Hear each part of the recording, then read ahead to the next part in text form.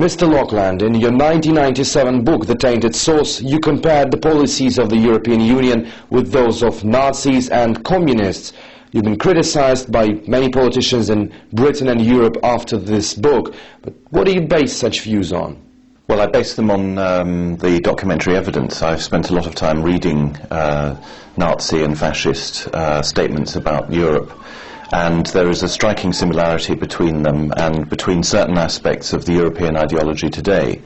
The most obvious point of comparison is that the Nazis and the fascists were, perhaps surprisingly, very hostile to the concept of the nation-state. The Nazis in particular, but also the Italian fascists and other allies across occupied Europe, were imperialists. They didn't believe in the liberal constitutional nation-state. They thought that the nation-state was an artificial invention, and they thought that Europe should be politically united, obviously, under German domination. And that is really the basis for the similarity. When the Berlin Wall came down and when Germany was reunited, German politicians in particular were very vocal in attacking the concept of the nation-state, and they pushed for the creation of the European single currency with the explicit goal of overcoming the nation-state. They said that there could be no peace in Europe until the nation-state system had been replaced by a supranational system, and that was why they wanted the single currency. And that was exactly the argument that the Nazis and their allies had as well. During the latest G20 summit in London, we've seen some solidarity among the European leaders when it came to battling the world financial turmoil. Do you think the European Union can now work as a single entity, can work together against a common threat, or is it just a gathering of separate states? No, I think it's very important to understand that the European Union is in a state of terminal crisis, or certainly permanent crisis. I think probably terminal, but it's been in a state of institutional crisis now since 2001, when it signed the Nice Treaty. Ever since then, it has been struggling to reform itself institutionally. It drew up, as you know, a European constitution which was rejected in France and in the Netherlands. Then it drew up the Treaty of Lisbon based on the old constitution. That was rejected in Ireland last year.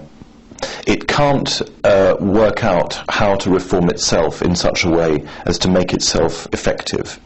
And I think as the crisis deepens, I think we'll see that this basic institutional deadlock in the European Union is preventing it from acting as its leaders would like it to act, namely as if it were itself a superpower. So what lies ahead of the European Union? Do you think it can possibly collapse? You can't rule out a collapse. I mean, I've always said that the European Union won't last forever. The Soviet Union lasted for 80 years. The European Union may not last quite as long. And certainly I think that there is the possibility of the euro itself collapsing.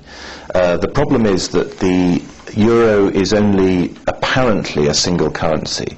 In reality, it is 12 or 13 national currencies which all use the same banknotes and of course the same unit of account. But each of the member states of the Eurozone continues to issue currency. They all issue the same currency, but they continue to issue their currency. They do so, of course, in a coordinated way, but they still do so nationally. People don't often understand that the structure of the euro is very decentralized. So it's not like a currency in any other country. It's in fact a federal decentralized structure. And that makes it very easy to collapse. Of course, the costs of collapse for the countries which might leave the euro are very high. It's not a win-win situation. If, say, Ireland or Greece were to break out of the euro, that would cost them very dearly in terms of higher interest rates for their debts and so on. But on the other hand, their economies are suffocating as a result of it. And what about the relations across the Atlantic? Of course, we have a new administration in the White House now, and Obama is promising change. But will this change affect relations between the European Union and the United States? I'm not particularly optimistic about that happening. Obviously, it's early days, we have to wait and see. But I'm personally of the view that there is, unfortunately, a very great continuity in American foreign policy. And that continuity, I fear, will include hostility to Russia. I suppose the litmus test is the anti-missile shield. That's the thing which, as far as I can see, is the biggest problem in relations between Russia and America. And there is no sign, as far as I know, that America intends to cancel the plan. President Medvedev said that the anti-missile shield was still on the agenda, and that if it was indeed created, then missiles would be deployed in Kaliningrad. I think that American foreign policy is driven by a very powerful foreign policy establishment which remains in place regardless of whether it's a Republican or Democrat administration. I don't necessarily think we will have the same kind of aggressive warmongering that we had under Bush, although we must never forget that, of course, it was under the Democrat Bill Clinton that America and NATO attacked Yugoslavia. But nonetheless, I think that the institutional inertia and the ideological views that drive foreign policy are such that there won't be a dramatic change, unfortunately. Do you still think the chances are high of the anti-missile shield appearing in Eastern Europe? I'm afraid I don't think it can be cancelled. When I spoke just now about foreign policy inertia and an establishment, there is, of course, a foreign ministry, and there are lots of think tanks, and they generate these ideas which continue over time, even when the administration changes. But there's another factor in American foreign policy which is, I think, probably much more important, or even more important, and that is, of course, what polemicists sometimes call the military-industrial complex. The point about the anti-missile shield is that it is simply a way for American arms manufacturers to make money. It is a contract that is worth billions and billions of dollars. It'll never work, it's designed not to work, it's designed to make money for arms manufacturers. And because there is a financial incentive, there is no way that it will be cancelled. Mr. Laukland, recently we marked the 10th anniversary of bombings of Yugoslavia, and you're known as one of the most vocal critics of NATO's actions in what is now Serbia. Do you think that decade on NATO has actually achieved what it wanted? Was Kosovo's self-proclaimed independence its ultimate goal? Yes, I think it was. I mean, certainly the ultimate goal, there were basically two ultimate goals. One was to give NATO a self-justification. NATO had no apparent reason for existing after the Warsaw Pact was dissolved. And essentially Yugoslavia was the victim that these people chose in order to have some reason for their continued existence. There were strategic goals.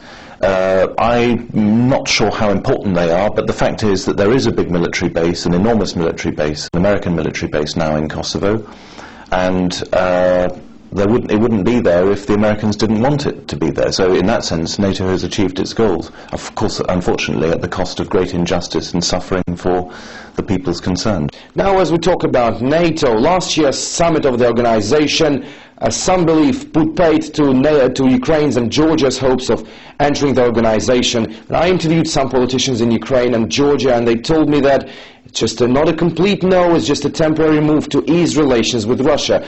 What do you think? Are there still any chances of Ukraine and Georgia joining the North Atlantic Treaty Organization? I think it's impossible because of the situation which arose after the war in Georgia last August. However, one of the unpleasant things about modern international policy, we were talking about the European Union earlier, it's the same in NATO, is that these organizations have a way of finessing things, of arriving at baroque compromises in order to square the circle. So I expect what we will see is continued moves towards some sort of association with NATO. We'll see the exercises, the NATO exercises that are taking place in Georgia this next month. We'll see other things of this kind, continuing initiatives which will continue to, in my view, distort and corrupt the politics of these two countries. What about Georgia? We've also seen some political turbulence there, with opposition strongly demanding Saakashvili to resign. I'm sure he will go. I'm sure he will go. His credibility is in tatters in Georgia itself. But it's an American puppet state, Georgia. It's a tiny place. It's easy to control. It is controlled.